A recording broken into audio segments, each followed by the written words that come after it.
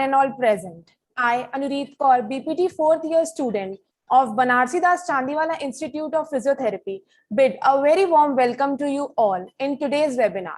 The topic of today's webinar is effect of long COVID on geriatric population. Before beginning with today's webinar, we are going to play the video of our trust, Shri Banarsi Das Chandiwala Seva Smart Trust Society, and our college, Banarsi Das Chandiwala Institute of Physiotherapy.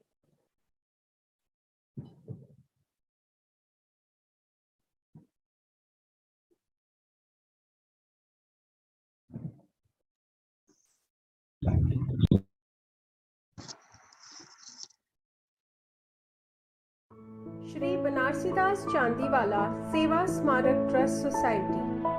Shri Banarsi Das Chandiwala Seva Smarak Trust Society was founded by Shri Brij Krishan Chandiwala ji, who was a freedom fighter and a close associate of Mahatma Gandhi. Brij Krishan ji was born in the year 1900 in a highly regarded Chandiwala family who were silver traders in Chandni Chowk in Delhi. He was educated at St. Stephen's College, Delhi, where he happened to meet Bapu for the first time in 1918. His meeting with Bapu deeply influenced Brij Krishan ji, and he became his ardent follower and a close associate. Brij Krishan ji took to meager meals and to wearing khadi under Gandhiji's influence. He would not use any mattress but would sleep on rugs. He used to spin khadi on spinning wheel and would wear clothes made from that yarn only. Though a prolific writer, but he was frugal with the usage of paper and would make sure to use it till its last bit. While in Delhi, Gandhiji used to often stay at Chandiwala's Haveli at Katra Khushhal Rai. He was also there in 1924, where he observed his 21-day long fast for communal harmony. During the 1930s, Brij Krishan ji helped organize the Stone Breakers of Delhi into a union, took up cases of violation of their rights with the Delhi administrators and in courts of law to ensure better compliance of government regulations regarding their work and to get compensation for them. Though he was asked by Bapu not to participate in Salt March in 1930, but he quit eating sugar and salt after that and did not do so for more than 50 years until mandated by his doctors. Brij Krishan ji was with Gandhiji on the day of his assassination, and it was he who prepared Gandhiji's body for cremation.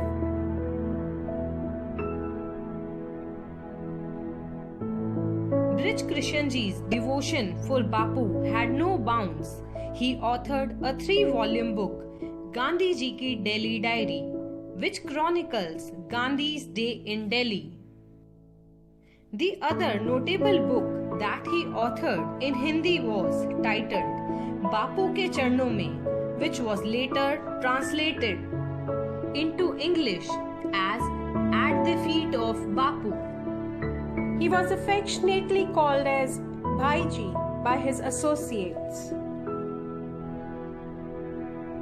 Taking the responsibility of providing human service in education post-independence, Brij Krishan ji founded Shri Banarsi Das Chandiwala Seva Smarak Trust Society in 1952 in the memory of his father, late Shri Banarsi Das Chandiwala.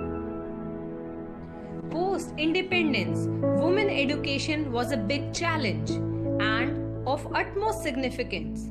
And Shri Brij Krishan ji addressed this issue by setting up Janki Devi Memorial College in the memory of his mother, Srimati Janki Devi ji.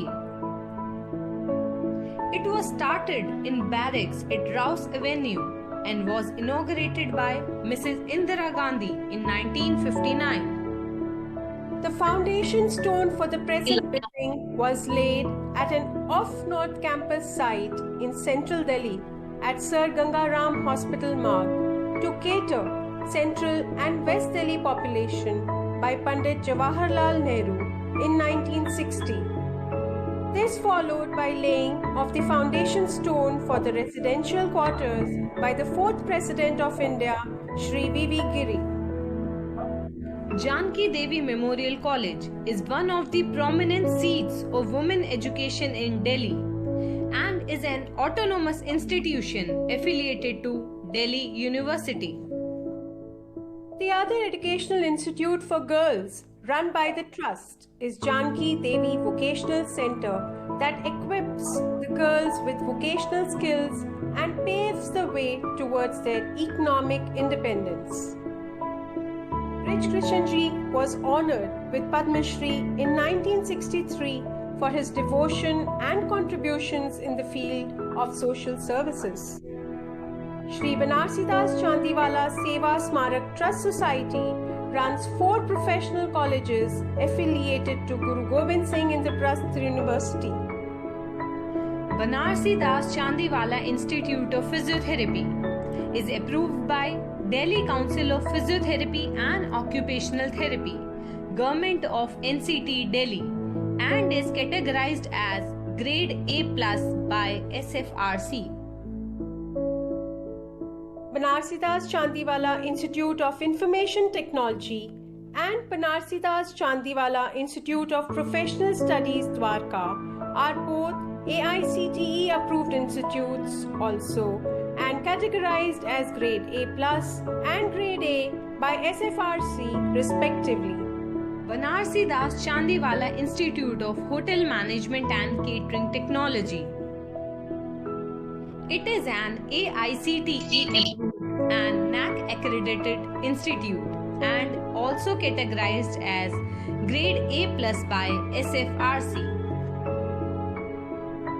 Furthering the other mission, health, the Trust Society is running multi-speciality hospitals, dispensaries and healthcare centers and offering varied services through Banarsi Das Chandiwala Institute of Medical Sciences and Eye Hospital at Kalkaji, New Delhi. Banarsi Das Chandiwala Eye and Dental Care Center, Jama Masjid. And Banarsi Das Chandiwala Eye Hospital in Motihari, Bihar.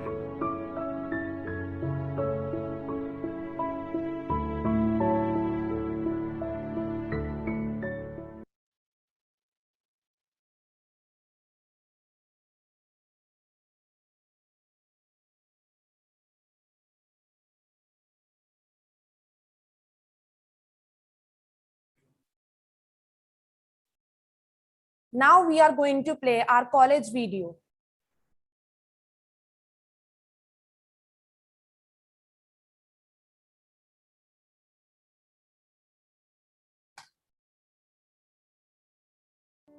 Banarsi Das Chandiwala Institute of Physiotherapy runs a 4.5-year Bachelor in Physiotherapy program.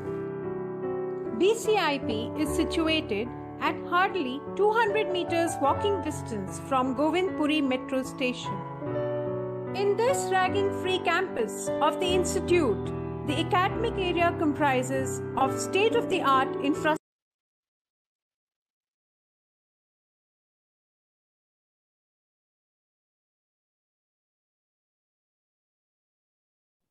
Sorry for the technical issue. We shall be continuing soon. Thank you.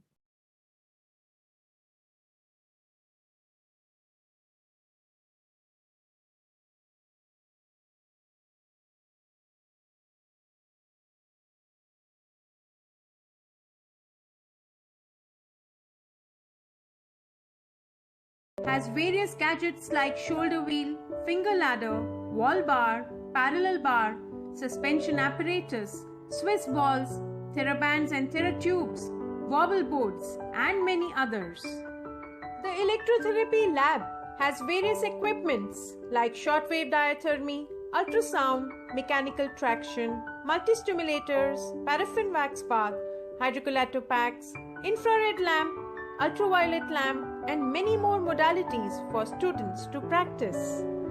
The Biomechanics Lab is a specialized research lab with its unique gait and motion analysis system, EMG biofeedback unit, and other. Banarsidas Chandiwala Institute of Physiotherapy runs a 4.5-year Bachelor in Physiotherapy program. BCIP is situated at hardly 200 meters walking distance from Govindpuri metro station.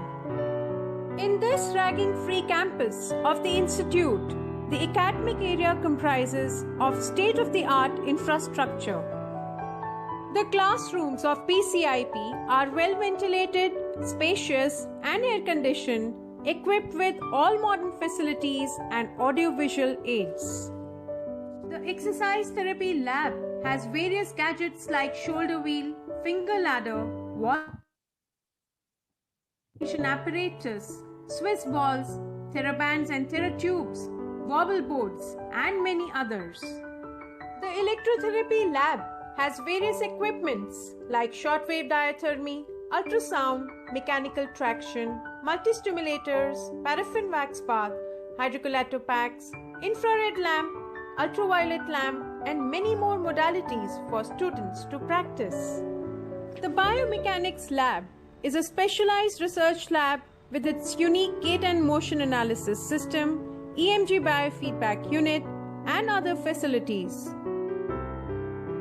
Manual Therapy Lab promotes basic infrastructure for assessment and conduction of manipulation and mobilization techniques for joint and soft tissues. The Research Lab. It is also designed to facilitate appropriate environment and equipped with latest modalities and tools to carry out research activities with EMG biofeedback and evoked potential unit, electronic pen and maze for sensory integration, dynamometer to measure muscle strength, vestibular rehabilitation aids, and hand re-education tools. The Physiology Lab is well equipped to conduct practicals on hematology, respiratory system, cardiovascular system, and nervous system. Anatomy Lab provides the students with state-of-art models and specimen to practice the minute details. This lab has ample number of bones for the students to observe and practice. The lab is also having anatomy museum of human body parts. BCIP has a Wi-Fi enabled campus and a computer lab with dedicated leased line for internet utilization, which facilitates the students for their curriculum and projects. The Physiotherapy Clinic, run by the Institute, has various assessment, diagnostic, and treatment modalities for the patients. The modern equipments for fitness, fat analysis, lung function testing, digital balance assessment, and various others for pain management and rehabilitation makes us one of the best training centers for the physiotherapy students. The primary repository of learning and knowledge at BCIP is the library with over 3,000 books on physiotherapy, medical subjects, and related areas, besides a large collection of newspapers, magazines, national and international periodicals, and journals. BCIP also has a modern auditorium for students' all-round development in different aspects. There is an in-campus canteen, an area for relaxation and rejoicing for the students. The campus also has hospital facility and health services. Hostel facility is also available for both boys and girls separately.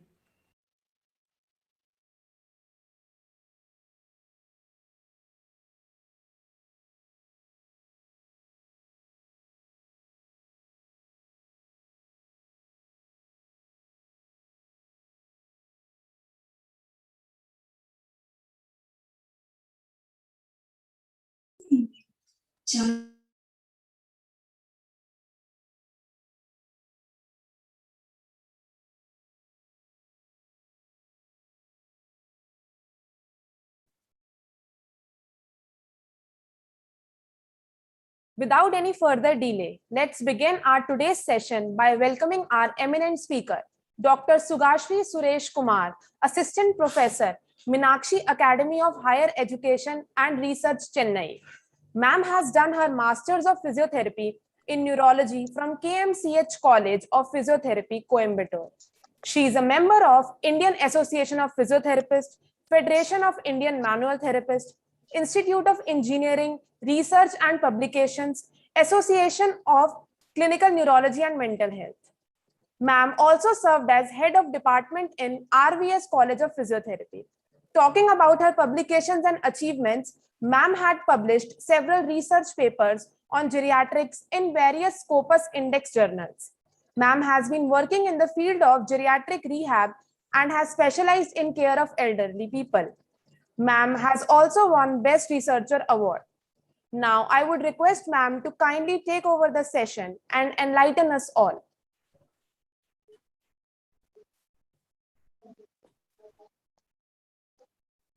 Morning to all.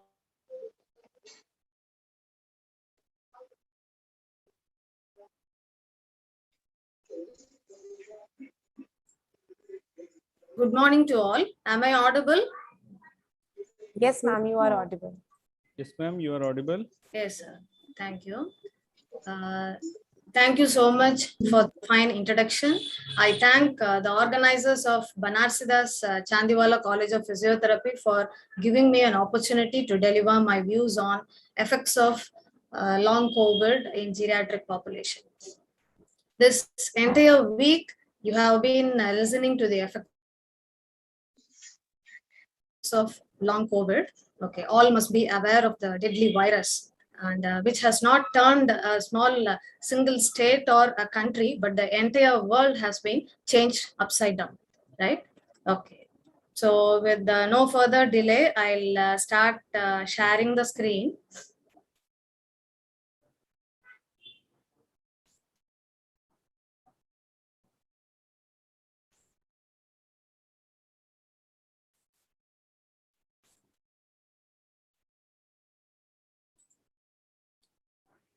Visible, sir? Not yet, ma'am. Not it?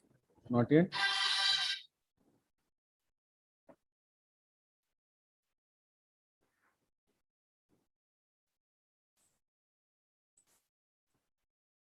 Now, sir?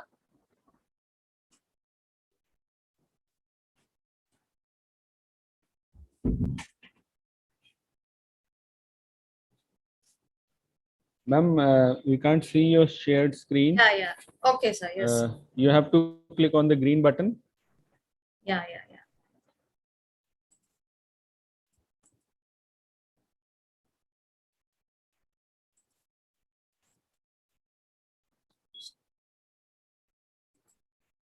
Yes, ma'am. We can now see your screen getting shared. Yes, ma'am. Yes. You have to keep your PPT full screen, ma'am.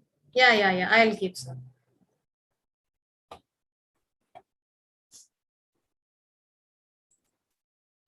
That's right, ma'am. Yes, sir. Thank That's you. fine now. Yes, ma'am. It's fine. You can proceed, ma'am, please. Yes, sir. Okay. So the effects of long COVID in geriatrics. Now, so I have been telling about the deadly virus. So that is none other than the coronavirus. This is a kind of, so you have been even fed up hearing lots and lots regarding COVID virus, but still I would like to give you a short introduction so that we can go within the topic soon. Okay, fine. So coronavirus is a kind of common virus that causes infection in nose, sinus, or upper throat. After 2019 outbreak in China, WHO identified SARS-CoV-2 as new type of coronavirus. It is one of the 7 types of coronavirus, including ones that cause severe disease like SARS. So SARS is nothing but it is severe acute respiratory syndrome, and the other one is MERS, Middle East Respiratory Syndrome. Now, other coronaviruses cause most of the colds that affect us during the pandemic period, and it will not be so serious threat for healthy people, but it is normal for a virus usually to change or mutate. And with various variants, now this has spread to all countries, proving to be more contagious and deadly. Now, this is a short view. So the reports that we have got, the new reported deaths by day. So we can see that from March 2020, it has started to come up by April, and it has started to decline gradually, but still by July it has declined. It seems to be declined, and then again it has got its peak in August, and further again it has moved, and by January 2021 it has gone up, and by February it has gone to its peak, and it is going down still, but still we are in the third wave of it. Okay, so all will be knowing about all these things. Now see, these are all the baseline characteristics. So this is all the age groups have been given. So starting from 0 to 9 till 80 years, it has been given. And the topic that we are concerned now is from 60 to 80, so that this part alone is shown. So the confirmed cases in 60 to 69 part will be 8,583, and deaths 309. And you can see the statistical data. When it is more than 80, the confirmed cases are 1,408 and deaths are 208. Okay. So geriatrics. Geriatrics is, I think, among the listeners, how many like to become old? I think probably all will say no to this, right? Because all prefers to be young, right? But we couldn't change life. We couldn't stop us from becoming aging. Okay, so that could never be stopped. So we should try to overcome all situations, and we can do. When we can overcome this situation, why can't we overcome COVID, right? Yeah. So we must have a positive attitude towards geriatric people and the geriatric age group. Okay, so now geriatrics. Geriatrics is the branch of medicine that deals with problems, diseases, medical care, and treatment of aging people. Gerontologists use 65 as beginning of old age and divided the older adulthood into young to old, 65 to 74 age, and middle to old will be 75 to 84 years. Old to old is 85 and above. Now, long COVID. So we all know, we have been listening to various news and all those things. So we know what is COVID and all those aspects. Okay, so when this term long COVID started to emerge, in a recent study by Stanford University School of Medicine, 70% of patients with moderate or severe infection experienced a variety of symptoms months after COVID recovery.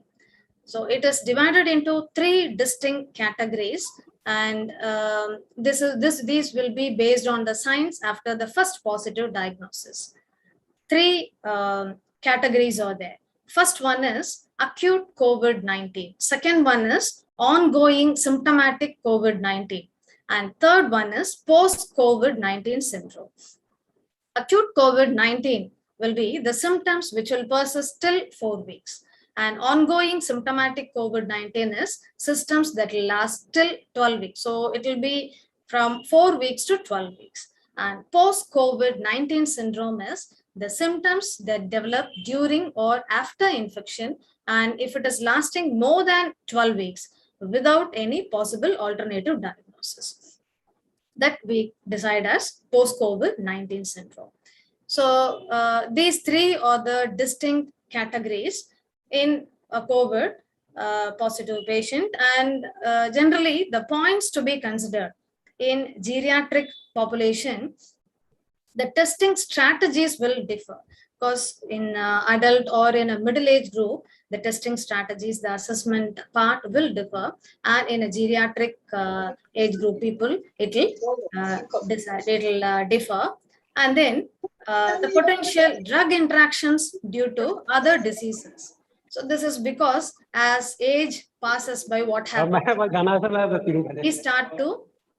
We'll be prone to more diseases, right? Musculoskeletal aspects can occur, neurological problems, cognitive impairments can occur. It keeps on going. So any sort of disease can be affected, and during the longer run, and people start taking more and more drugs, right? Okay, so those drug interactions also will be there because of other diseases. And one more thing is ageism. So here we need to see about the important term known as physiological reserve. So even in a deeply affected lung infection like pneumonia, we can say that few alveoli will not be participating, will not be getting affected. So those will be acting as the reserve. And what it does is it starts to activate it. It acts as a reserve, and it can resume the situation so that the infection can be get rid of. This what happens to this physiological reserve is, as age passes, this reserve is getting reduced. So almost this becomes nil as age passes, age crosses 80s and all. So what happens is, the main problem is, even a single very even minute infection will be bombarded, and it will be shown out very visibly, and so that the immune power and all those things will start to decline. So this physiological reserve plays an important role while we are considering the assessment part as well as the treatment aspects in geriatric population. So the testing strategies can differ, and then the potential, because of the potential drug interactions, that so main thing is the physiological reserve, which is going to affect all these. Okay, and then so we have seen about the three distinct stages, and the second stage, second category, and the third category is referred to as long COVID, not the first one. So first one is only till 4 weeks, and beyond 4 weeks will be considered as, and more than 12 weeks will be considered. That is the second and the third category will be considered as long COVID. And few also refer this as long haulers. Haulers are nothing but those who are traveling for long distances, so that the name long haulers has been given. Actually, long COVID has as many symptoms as 16 to 17, and all these will be seen in clusters, and often one will overlap with the other, and fluctuations will be there over time, and it can affect any system in the body. Now, few are listed below: general pain, discomfort, sleeping disturbances, anxiety, depression, then respiratory scarring. So this is for this only I gave you the explanation as the physiological reserve. Once it is getting disrupted, even a mild infection is going to bombard everything, right? So beginning from this minimal shortness of breath, every system is going to be affected. So respiratory scarring, cardiovascular, inflammation of the heart muscle causing short breath and chest pain, palpitations, rapid heartbeat, and then neurological aspects, cognitive impairments, continuous headache, fatigue, difficulty in thinking, then concentrating, insomnia, brain fogs, some sort of confusion always, right? Okay. And then musculoskeletal, joint pain will be there, long-term weakness will be there over the entire body, and then ENT, tinnitus, earache, sore throat, dizziness, loss of taste or smell. Dermatological issues will be skin rashes. Psychological will be symptoms of depression and anxiety. So this we have seen already itself under the general category also it comes, under psychological also it comes. Okay. Autonomic nervous system damage. So mostly COVID-19 patients, so those who are in the long COVID run. So they have this difficulty, that is POTS, postural orthostatic tachycardia syndrome, that is POTS. So this is going to affect the blood circulation, and people who survived COVID-19 will be more vulnerable to it. Now this is PICS and PTSD. PICS and PTSD is post-intensive care syndrome, is known as PICS.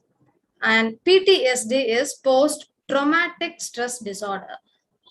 So usually what we do, if we as normal people, even if we get some sort of illness and if you are getting admitted in a hospital, then what we will always be thinking, when I will get rid of all these things, all these sort of medications and all these, and always I can see doctors and nurses moving around me, and when I could come out of all these and I can see all my relatives. So we'll have such sort of thinking, right? So when we considering us as youngsters, even when we have such thoughts, then then how about the geriatric population, right? Okay, so they'll be always, when they are in the long COVID, when they are completely surrounded by all ICU sort of settings, pulse oximeter and all those things, ventilator, probably nurses, all faculties, everyone. So always looking at all those people, getting tired, yes, with the strange surroundings. So all these are going to cause PICS. And PTSD is traumatic stress disorder. So even a mild trauma is going to cause stress. So that is PTSD.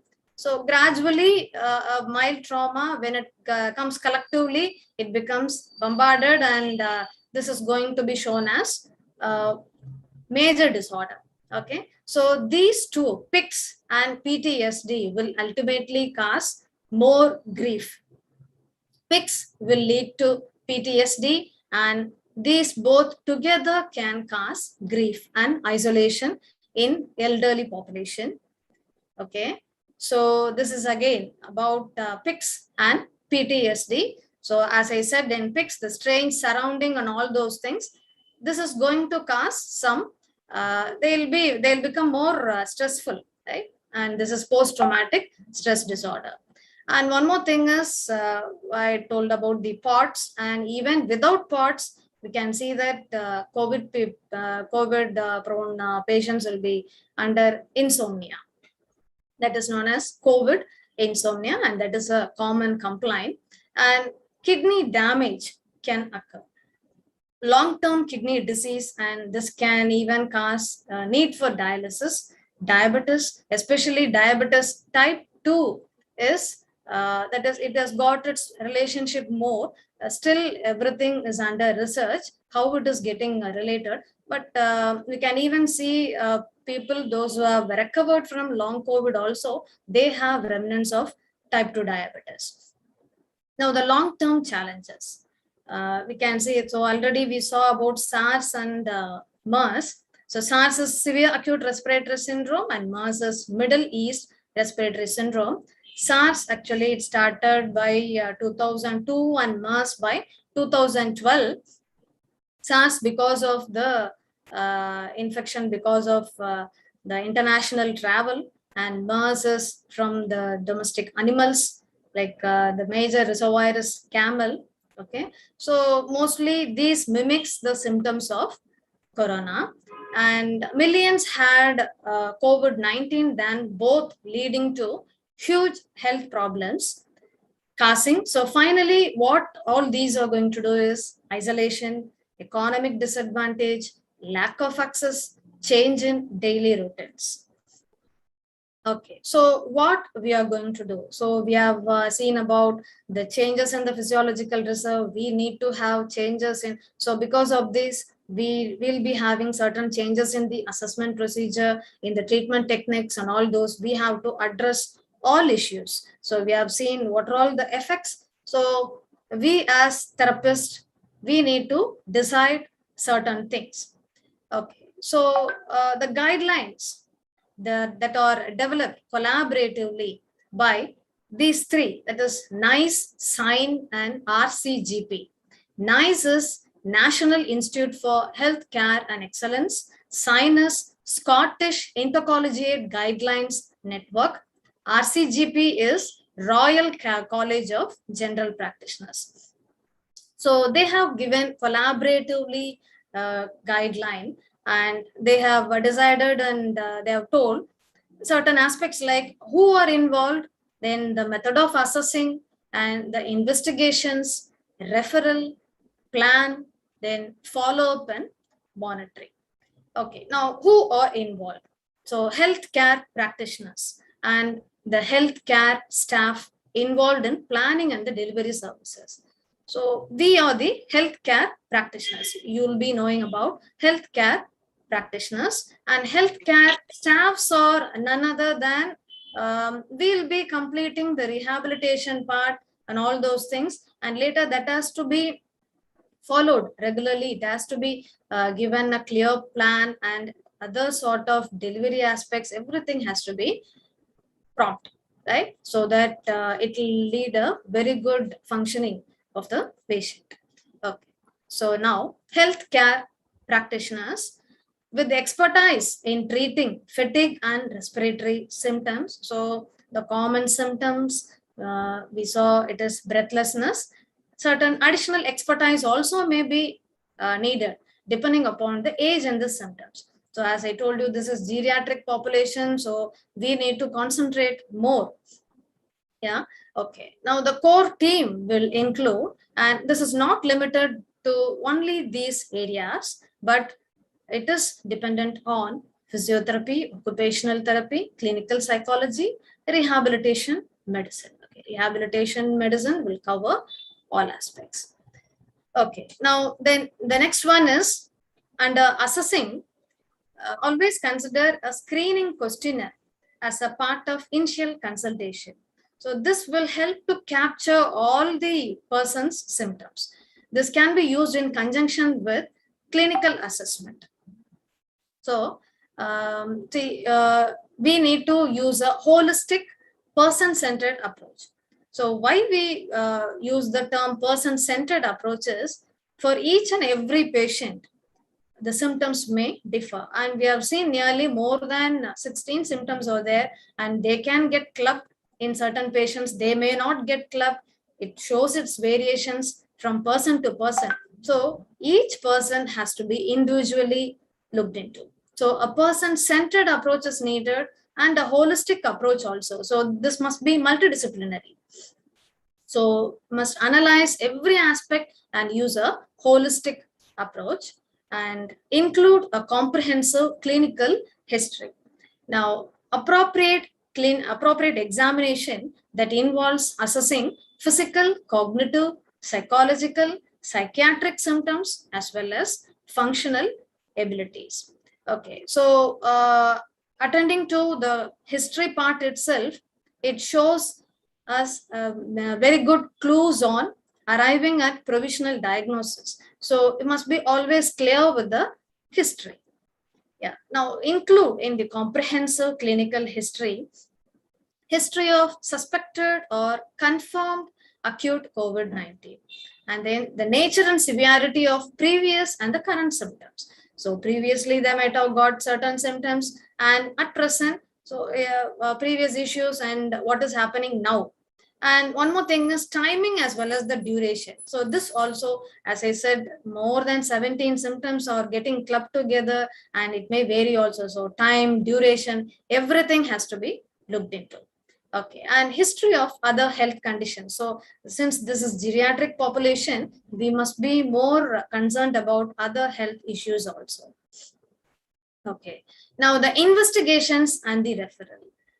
Symptoms that could be caused by an acute or life-threatening complication. So these will be severe hypoxemia or oxygen desaturation on exercise, and signs of severe lung disease, cardiac chest pain.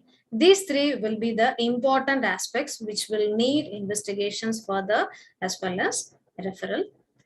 Okay, other tests will be including blood test, full blood count, kidney and liver function test, C-reactive protein test, ferritin, B type of natriuretic peptide, BNP, and thyroid function test. Hope you all will be knowing about all these tests. So all these are keeping on coming in your mind. So you'll be all more familiar with these. Okay. So if appropriate, offer an exercise tolerance test, whichever is suited for the person's ability. Always keep in mind this is geriatric population. So you need not go in detail with the exercise tolerance test. So whatever is applicable, whatever is tolerable to the patient, even 1 minute sit to stand test is sufficient. Okay, but the main aspect that you have to look is during the exercise tolerance test, record the level of breathlessness, heart rate, and oxygen saturation. So for recording purpose, can even make use of breathlessness. You have various Disney scales which will have very good reliability and validity. Make use of such scales and record. Have a clear record of it. Okay. Now, with people, for people with postural symptoms, palpitations or dizziness on standing, record in lying. So just if they couldn't bear the change in the position, so that is POTS we have seen already. So if they couldn't bear with that, it is one form of autonomic dysfunction. Just give either 3 minutes of active stand test. Just make them stand for 3 minutes. If it is bearable, you can further proceed to 10 minutes. Otherwise, just 3 minutes is sufficient. You need not stick on with the actual procedures. Okay, so you need not be more confined to the theoretical aspects. So can change as per the need of the patient. So that it must be person-centered and it must be holistic always. Okay, and then consider referral for psychological therapies if common mental health symptoms are there, like anxiety and depression. These will be the main aspects that we have seen already, PICS and PTSD, which is finally going to give grief, right? So these will be for referral if they have they are severely affected with such symptoms, and rule out whether it is always, you have in mind whether it is acute or it is life-threatening or any sort of alternative diagnosis is there. And finally, you try to give an integrated multidisciplinary approach. Okay, now the planning care. So as I said, it must be a holistic assessment. So involve the family members, discuss with them and advise on two parts. So one is self-management. So if that can be managed by the patient itself, give more encouragement and make them to proceed by their own. And if it is not so, then make use of the supportive services, that is supported self-management. So supported self-management is, they should be aware of who to contact, what sort of symptoms they need to manage, and what sort of advisors and support social groups, what are all present, and then what are all the forums, what are all the apps available, how to make use of it, and then what sort of social care, housing, employment, advice. See, we can even see certain geriatric people still under employment and under the employer. So giving informations to employer and how they can get rid of such situations, like helping in all those aspects will come under the planning part. Okay, so because we as the team members will finish off our role, but still it has to be planned properly, it has to be delivered properly. So all these three aspects has to be covered clearly. Okay, now multidisciplinary rehabilitation. So as I said, it must be personalized. For each and every patient, it will differ. So it must be personalized, and then areas of rehabilitation as well as the intervention base. See, we couldn't expect the rehabilitation areas will be very well equipped in all areas, right? In all geographical areas, we couldn't expect the same sort of facilities. So based on those facilities, we need to have a clear plan. And then the symptom management for all presenting symptoms. For example, advice on education on managing breathlessness, fatigue, brain fog. So these will be common, and encourage people to have a record always. Always the patients must keep record or use a tracking app monitor. And they should know how they have to use the tracking app monitors, and if they do not know, that has to be taught clearly to them. That has to be regularly checked too. Okay, so give support, proper support for additional people, for older people, and additional support, short-term care packages. If anything can be done, that has to be done. Okay, and then follow up and monitoring in any sitting include primary care, community settings, secondary care, and rehab services. Now, sharing the information. So clinical records are there, and you have a clear prescription of everything, right? Oxygen saturation, what is their resting oxygen saturation, what is their heart rate, then what is the result of functional assessment. So if possible, 6-minute walk test, otherwise go on for even 3-minute walk test or 1 minute, whichever is suiting the patient. So have a clear record of that, and provide always a care coordinator. So these two parts, that is care coordinator or a single point of contact. There must be a single person, or that person is the care coordinator. So whom the person can contact at all times. Okay, and usually make sure that the person doesn't change. Okay, so this is, since geriatric population people, they prefer all these things, right? Okay, already they'll be under stress. So try to have always a single point of contact and very good care coordinator. Now, how to measure the oxygen saturation? So you might have heard of and you might be using also pulse oximeters. Now, the oxygen saturation is 93% or lower, then patient needs to be treated quickly. And if it is less than 90%, consider it as a clinical emergency. Respiratory rate, if it is less than 24 breaths per minute, the oxygen level is safe. And if it is more than 30 breaths per minute, the oxygen level is low. Now, how do you improve the saturation levels? Proning 30 to 120 minutes in left lateral decubitus position, that's lying on the left side, right lateral decubitus lying on right side, upright sitting. Now the goal is to achieve 94%. Once achieving above 93%, oxygen therapy can be discarded. Now, you can watch this video. Writing's not that easy, but Grammarly can help. This sentence is grammatically correct. Shortness of breath can be a problem, a real problem with COVID-19. Now, if you can't finish a short sentence, or if your breathing suddenly worsens within an hour or so, please seek medical advice immediately. Hi, I'm Michelle. I'm making this video in response to many of your requests from India and from Brazil for exercises, for breathing exercises and exercises to cope with shortness of breath during this current pandemic. Now, if you have medical advice already, please follow that advice. Otherwise, what I'm about to teach you is deep breathing exercises and the best positions for increasing air into your lungs if you're suffering from COVID-19.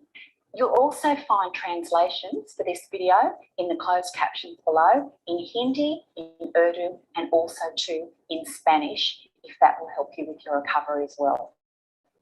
Now, we're going to start out with deep breathing exercises, and I'm going to take you through this fairly slowly. When you start your deep breathing exercises, don't do them lying flat. So if you're lying flat down on the bed, it makes it very difficult to breathe. Try to elevate yourself either in sitting or on a raised bed. And I'm going to be showing you, and I'll also have in my app that you can see above, some links to some bed risers and wedges that might help you to actually elevate the bed. If you can't access bed risers, you can even use a block of wood or a cement block to lift up the bed. Ideally, the bed should be raised up between 30 to 60 degrees, so you should be lifted to actually do these exercises. All right, let's start the exercises now. First of all, with the person raised or yourself raised, bring your hands up around this part of your rib cage. Sit tall if you can and relax your shoulders and chest down. So we're going to try just 2 relaxed breaths for starters, just slow and steady, normal breaths in through the nose and out through the nose and mouth. Just a slow breath. Here we go. Breathing in and let it go. And again, just a regular breath. Control your breathing. Breathing in and allow the air to release slowly. Now we're going to start with some deeper breaths. I'm going to take you through 3 deeper breaths. Just do what you can do. If you start to feel dizzy or lightheaded, stop straight away. Let's see how we go with these 2 exercises. So bringing your hands here, this is where the air exchange happens here. So we like to expand this area. So if you're with someone, you could put your hands around their chest to help them expand this area. If this is just you watching a video doing exercises, you can place your hands here too. Take a slow, deep breath in through your nose and allow your hands to expand out and then come back down.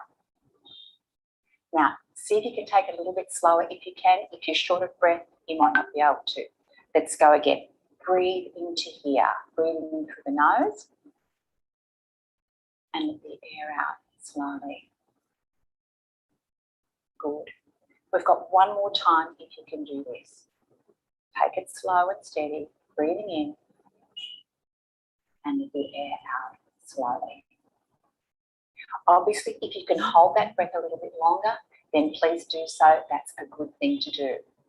Try to do 3 to 5 of those exercises every hour in your upright position. But I'm also now going to show you the best positions for increasing air into your lungs. And we're going to start, first of all, with a seated position. So if you're sitting in a chair, if you lean forward with your forearms on your thighs, that will help you. And you can also combine this with the deep breathing exercises I just showed you. You might also like to cup your chin in your hands like this, and you could breathe in that position too. Obviously, I'm sitting over the side of the bed. You'd have your feet on the ground and you'd be breathing in that manner. So that's 2 of your sitting positions that you can start straight away. Let's now talk about a 3rd sitting position that you can also use. So if you're sitting, another nice position to relieve shortness of breath is sitting and leaning forward. Now you can raise your elbows up over a pillow or a couple of pillows and put your head to the side and lean forward in that position. So you might find it a little bit higher. I can feel in this position I should be a little bit higher on this bed to lean forward, and that can also relieve shortness of breath. Now, if you're caught short of breath standing, if you stand up and lean forward, you can use a bent knee position or a lunge position like this, with your hands braced firmly on a kitchen bench, and this will also help to breathe.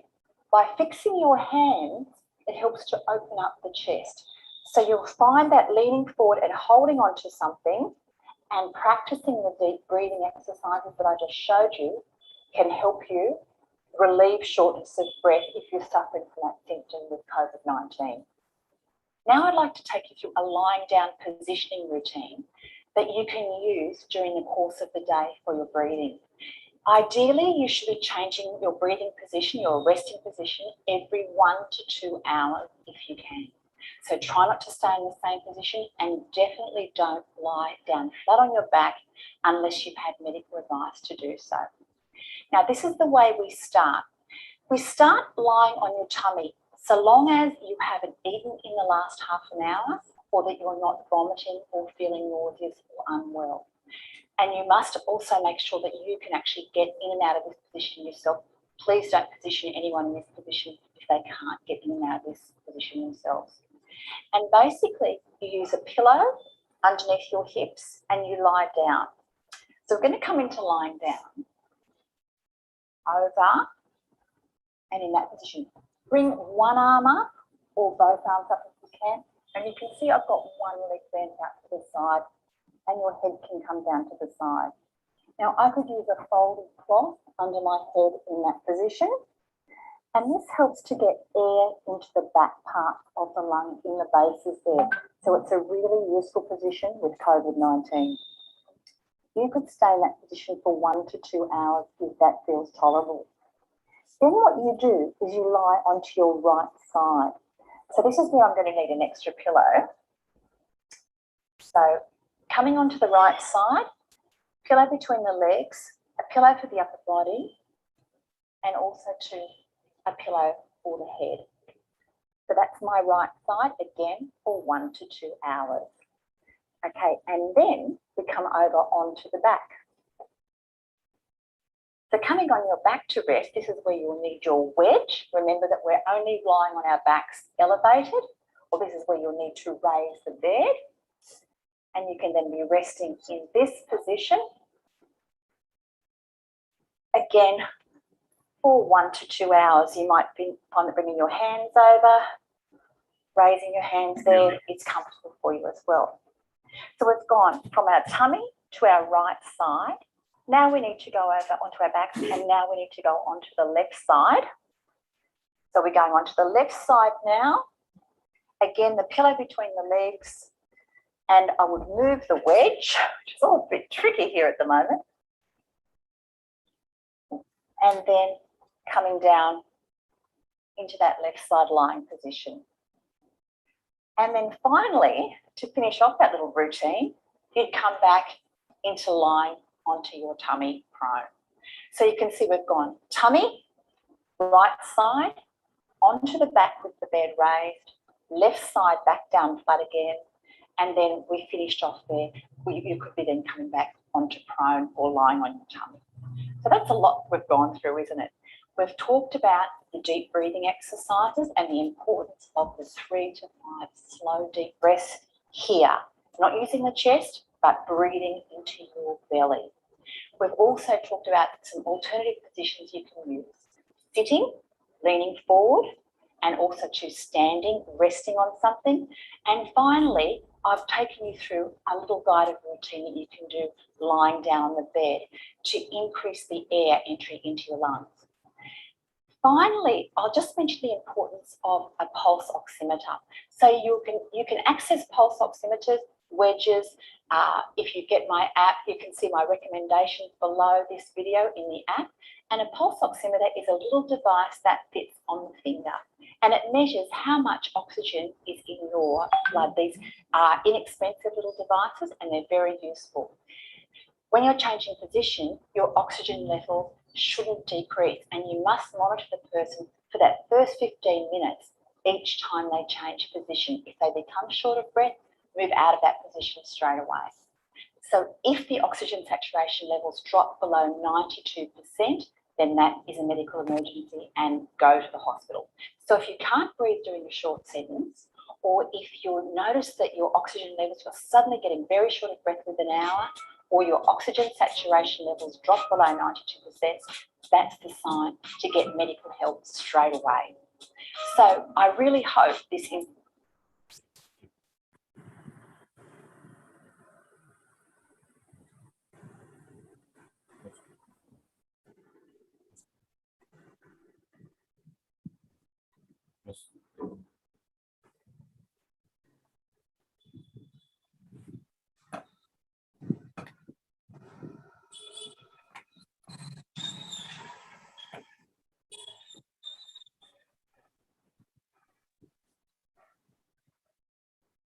Okay, so hope this video will be useful.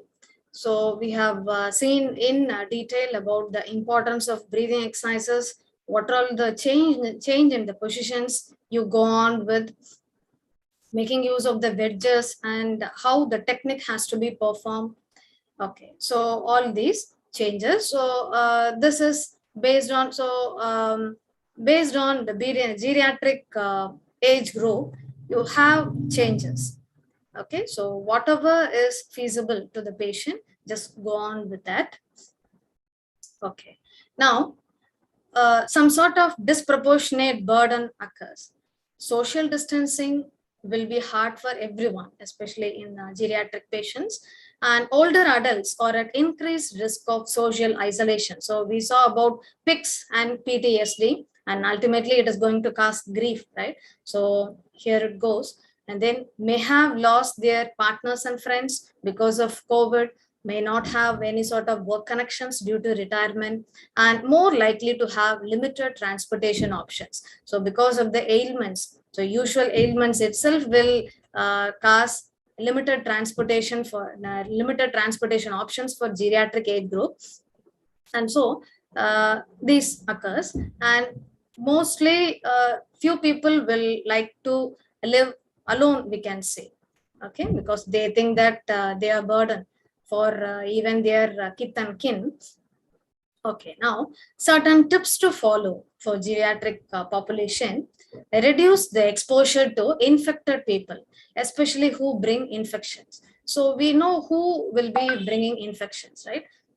Those who are the visitors in hospitals, so they bring infections, and if they come and visit the geriatric age group people, ultimately they will be infected, and again they will proceed further, right? Okay, so try avoiding such people, and then maintain social distancing that we saw. Now, again, in all aspects, we have positive aspects as well as negative aspects.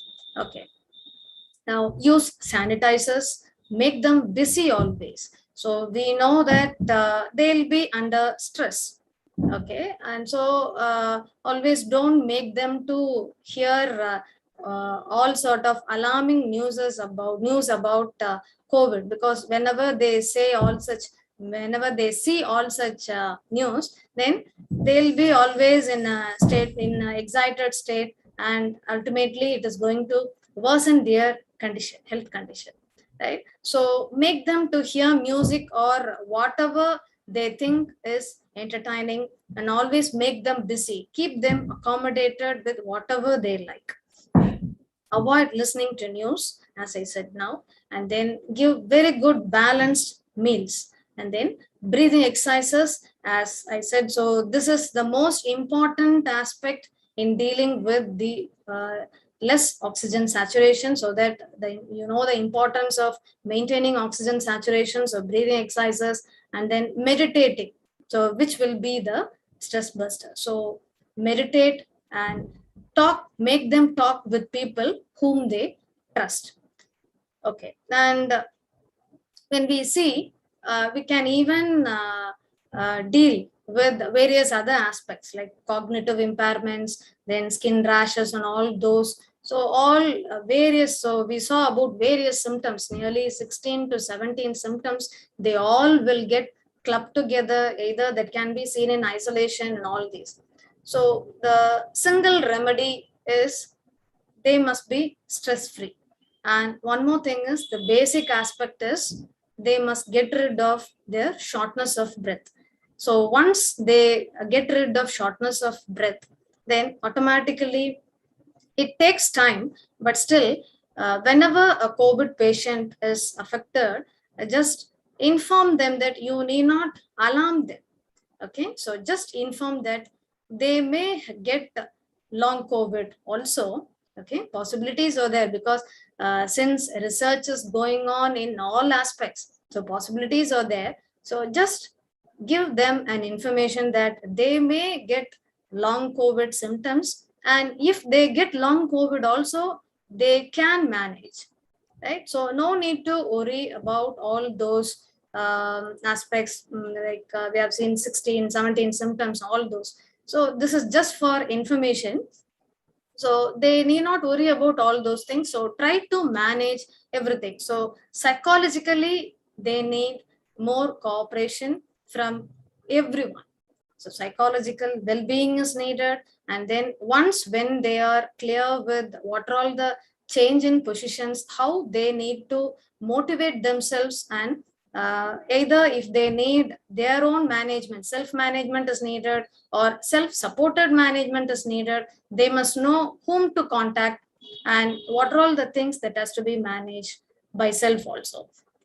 So if they have a clear understanding that they may get long COVID in future and know the ways like whatever, so in this pandemic situation, many aspects have developed. Okay, we are all hearing various aspects, various advancements. So know all such things and then keep in touch with everything so that they try to manage all situations. Okay, so this is not going to be an alarming situation. So this will be so useful for the geriatric population, so that they, even when they get long COVID symptoms, they must not be alarmed about that. And the kids and kins also must not be alarmed. So just you have, where there is a will, there is a way, right? So whatever is there, so try to manage, that's all. So always try to give positive attitudes. So we have various other symptoms also yet to be managed. They may have additional impairments like diabetes and all those. So this goes on without saying. So, and they may have sleep disturbances, all these. So main thing is, if they know how to manage themselves and if they know how to proceed further, reducing the stress and all those, right, they will be able to manage everything. So COVID-19 is nothing they can manage. Yeah. Okay. Okay. Thank you so much.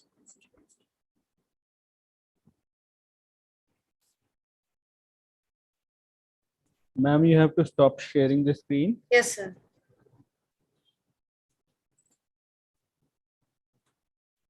Thank you, ma'am. That was quite an informative session. Thank you for the elaborative session. Now it's time for fastest finger first. Only people at Zoom can participate. Rules for the contest are, I will ask you a question and you have to write your one-word answer in the chat box. First correct answer will be the winner of contest. So the question for fastest finger result will be declared at the end of session today. The rules for the contest are that only Zoom viewers can participate. There will be one-word answer. Winner will be disclosed at end and winner will get an exciting gift voucher. So the question for fastest finger first is, what is the age of oldest human ever lived? I repeat, what is the age of oldest human ever lived?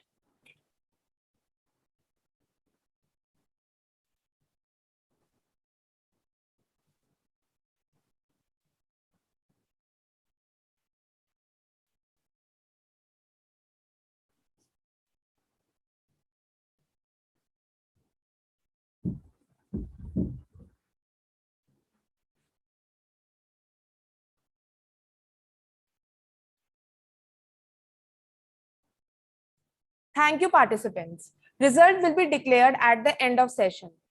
Please be patient. I request all the participants to kindly fill attendance link and feedback link. This will help us in sending you the certificate of participation. Now I would like to ask ma'am few questions that we have received in the chat box.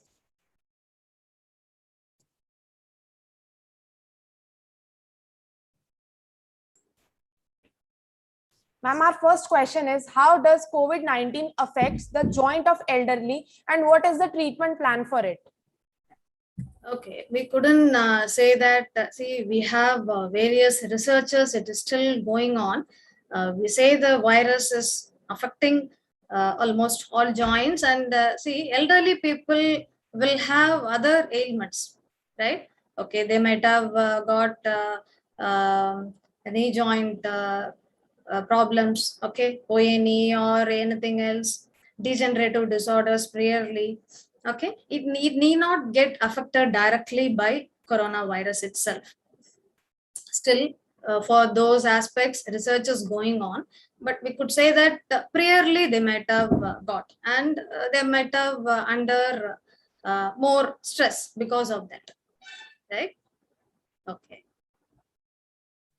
Thank you, ma'am. Next question. What comorbidities are to be considered and most critically monitored during long COVID? Okay, so I told you about POTS, right? So the orthostatic hypertension syndrome. So if it is there, so these can even a small virus. So after any sort of viral infection, POTS can occur. So if the patient has all such things, so this is an autonomic nervous function dysfunction. And so if this happens, what can happen is you need to change your assessment procedure as well as your treatment aspects. So you couldn't make the, so just simple 1 minute stand test, active stand test, you can make use of tilt table actually for all these aspects, for the assessment as well as the treatment aspects. But still, you just make them stand for 1 minute. That is sufficient. Whatever is feasible for the patient, you can just go on with it and then you try to manage. So here for POTS, you can say that ultimately exercising, don't stress the patient more, because the change in positions can cause adverse effects. So you know the limit, you assess properly, and then you start managing as per that. Okay, reduce the duration of exercise. So the all COVID-19 overall in the long run, they have to be always exercising regularly, okay, so that they keep fit. Okay, so because since they have a reduction in their physiological reserve also, they must keep themselves so fit. So try to maintain minimal number of exercise sessions if they have POTS, and you don't have immediate shift of change in the positions, which can cause adverse effects. So that has to be planned gradually. Yes. Next question. Is there any effect of COVID on balance in elderly? COVID on balance in elderly, we couldn't say directly. See, that's what I told. Almost everything is under research, because usually balance deficits will be there. Both static balance as well as dynamic, both will be affected in elderly to a certain extent. And you couldn't say that directly it has gotten effect. See, certain studies say that it has got direct effect. Certain studies say that it can be manageable. So since everything is under research, we couldn't come to a conclusion. So what we can do is we can just assess the patient. So what sort of balance deficit the patient has got on table. So at that time, whatever is there, try to assess that and manage with it. That's all. So because nothing is clear based on COVID-19, so since still researches are all going on, we just try to go on for a person-centered approach. Okay. One more question. Any advantage of geriatric athlete upon normal population with respect to COVID? Yeah, come again. Any advantage of geriatric athlete upon normal geriatric population with respect to COVID? Okay, you are asking any advantage is there for geriatric athlete upon normal geriatric population with respect to COVID. Okay, you are asking whether the patient can be a athletic performer with COVID-19. Is it so? No, ma'am. The question is any advantage of geriatric athlete over geriatric population with respect to COVID. That it means that a geriatric athlete will have other symptoms, or geriatric athlete, how will he respond to COVID with respect to normal geriatric population with respect to symptoms and other things? Okay, in respect to symptoms and all those, as I said, see, this POTS can occur. Okay, POTS can occur, and then PICS, PTSD, as I said, all these three are interchangeable. All these three can occur in an elderly athlete also. So when this is the case, even the patient is an athletic patient, he'll be fit. Still, when these changes are there, based on those only, everything has to be planned and decided. Okay, when they get POTS, so go on with that particular assessment and then go on further with the management. When PICS is there or when PTSD is there, so we couldn't say that if the patient is an athlete, he couldn't get all these, right?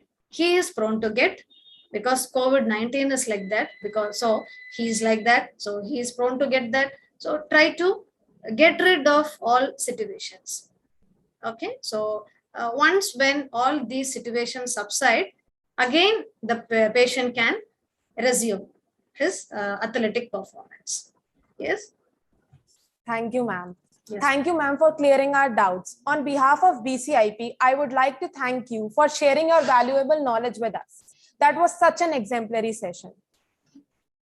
Winner of the fastest finger first will be disclosed soon.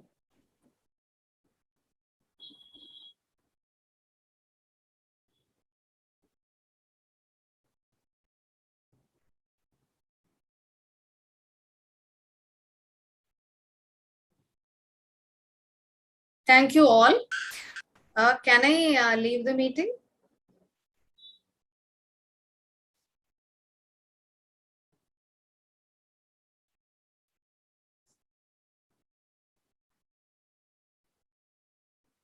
Ma'am, I request you to just stay for a while.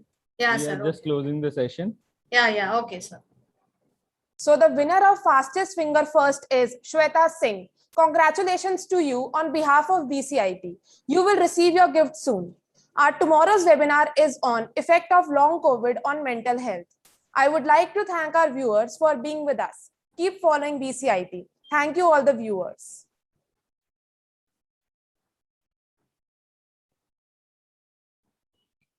Thank you, ma'am.